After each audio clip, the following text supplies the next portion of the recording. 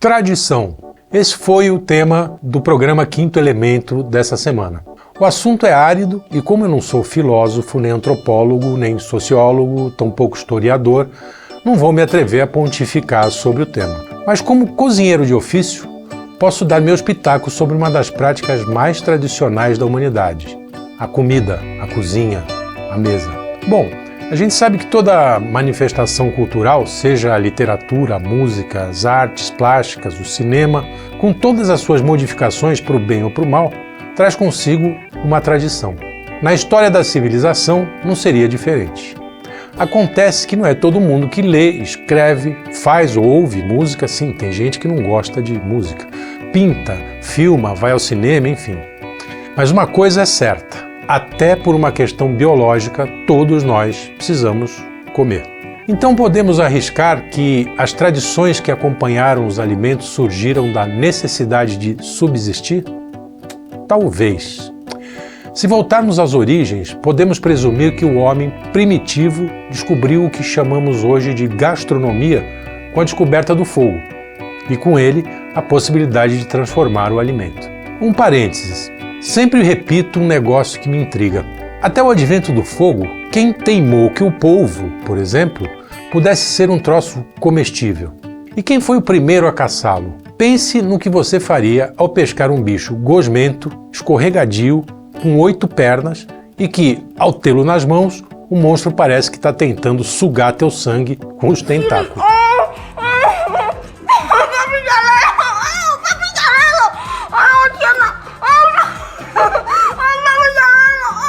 Eu não sei você, mas eu iria querer me livrar dessa coisa o mais rápido possível. Fecha parênteses. Então, com a chegada do fogo e a possibilidade de transformar a comida em algo palatável, saboroso, mais umas pitadas de transcendência que ilumina o ser humano que observa a realidade, a prática de encher o bucho, até então um simples ato fisiológico, acabou agregando famílias e tribos, trazendo alegria e, claro, algumas tretas, e voilá, temos o início da civilização, não? Talvez aí também possa ter aparecido o primeiro chilique de um cozinheiro, depois alçado a chefe de cozinha. Mas e a tradição? Muitos acham que a tradição é um conceito estanque, algo que não pode ser modificado no transcorrer do tempo. Nada mais equivocado, sobretudo na cozinha. Segundo essa crença, o polvo, aquele monstro marinho citado há pouco, jamais teria se transformado no fruto do mar estupendo que minha avó fazia a provençal, ou naquele arroz suculento, cheio de tentáculos rosados do bicho. À beira do fogão, a inovação respeita a tradição e a tradição não teme a inovação. Sendo a tradição, por definição, a transmissão de costumes, valores, memórias e saberes ancestrais, passados de geração em geração, na cozinha, assim como em todas as áreas das humanidades, esses costumes, valores e saberes nos são transmitidos como uma herança abençoada por nossos antepassados. Caso contrário, o que faria um esquimó degustar um olho de foca cru na Groenlândia? O que faria o menino Juanito degustar ovos de formiga lá no Vale do México? Ou, vamos mais longe, o que motivaria um vietnamita a se deliciar com as vísceras e o coração ainda palpitante de uma serpente quase viva? Tradição, meu amigo. Aqui cabe uma historinha. Em junho de 1939, Antônio, meu pai, na época um menino de 10 anos, foi dar um rolê com seus pais em Portugal, justamente para conhecer seus antepassados, nas aldeias da região do Algarve. Zarparam do Porto de Santos e depois de quase 30 dias chegaram à terrinha. Por azar ou sorte do garoto, nos primeiros dias de setembro, às vésperas de embarcar de volta para o Brasil, a Segunda Guerra Mundial estourou e bagunçou os planos da família. Embora Portugal tenha mantido neutralidade no conflito, atravessar o Atlântico de navio no meio de tiro, porrada e bomba não parecia uma ideia muito boa. A possibilidade da embarcação dar de cara com um dos potentes torpedos alemães no meio da pendenga era real e assustadora. Foram então ficando até o fim da guerra. O garoto, que acabou sendo obrigado a cursar o ginásio em terras lusitanas, faturou até uns escudos do governo Salazar, garimpando wolfrânio, um mineral precioso para a construção de material bélico, e vendendo para o governo, que apesar da neutralidade, comercializava o material bruto tanto para o eixo quanto para os aliados. Mas esse é outro assunto. O fato é que o menino Antônio passou 7 anos numa pequena aldeia em Valdecambra, Portugal. E uma das histórias que ele nos contava era exatamente sobre uma tradição culinária que durava dias, agregava todos os aldeões e que até hoje, apesar da proibição ditada pelos tecnocratas da União Europeia, ainda é praticada clandestinamente em alguns cantos do país. É a matança do porco. Um ritual milenar que, além da tradição, é um dia de alegria, de festa. Para poupar os mais sensíveis, não darei a descrição que o meu velho nos dava sobre como era abatido o bicho. Sempre dizia que, para o garoto da cidade como ele era, a primeira experiência no ritual da matança não foi das mais agradáveis. Mas com o passar dos anos, agia como toda a criançada da aldeia, que via naquilo mais um ritual festivo do que um trágico abate. O dia da matança era fixado conforme a fase da lua, que deveria ser crescente para as carnes crescerem na panela. Homens e meninos seguiam o habilidoso matador até a vítima. A mulherada e as meninas seguiam as cozinheiras que repetiam os saberes ancestrais na habilidade dos preparos das carnes, dos defumados, dos embutidos. Era uma alegria só. Entre as cantorias e as histórias contadas pelos antigos, a festa seguia por dias no preparo do alimento e na comilança.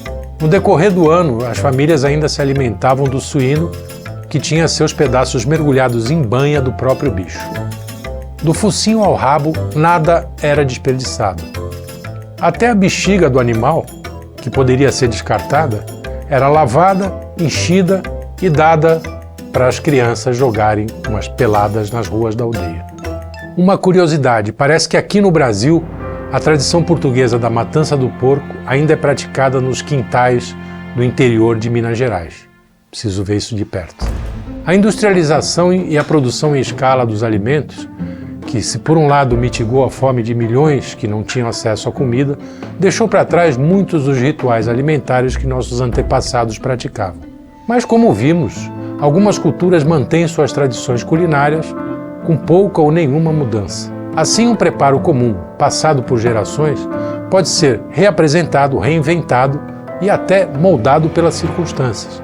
Lembra do Ortega y Gasset dizendo que eu sou eu e minhas circunstâncias? Então, acontece que toda essa trilha de ensinamentos está sob um sinal amarelo quando vemos que os caras que mandam na pamonha mundial resolvem que nossas tradições alimentares supostamente estão destruindo o planeta.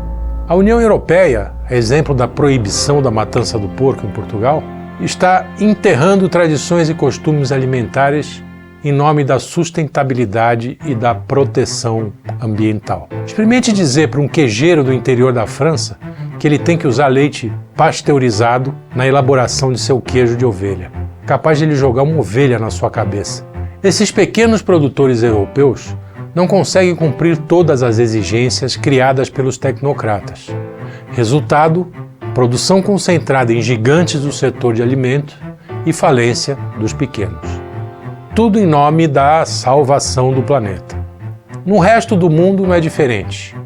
Em janeiro passado, países que participaram da Conferência sobre Mudanças Climáticas, na ONU, propuseram a produção de insetos como comida para humanos e rebanhos de animais. Para esse pessoal, os insetos são uma fonte de proteína e micronutrientes que não geram grandes quantidades de gases prejudiciais ao clima. Se essas ideias, com o aval de especialistas, sempre eles, forem em frente, em breve o mundo ocidental poderá dar adeus àquele torresmo que nossas avós faziam e, quem sabe, trocá-los por uma porção de baratas grelhadas. Bom, antes que isso aconteça, segue uma receita de uma paleta suína marinada em ervas, especiarias e vinho que minha avó ensinou a minha mãe e minha mãe me ensinou. Tradição.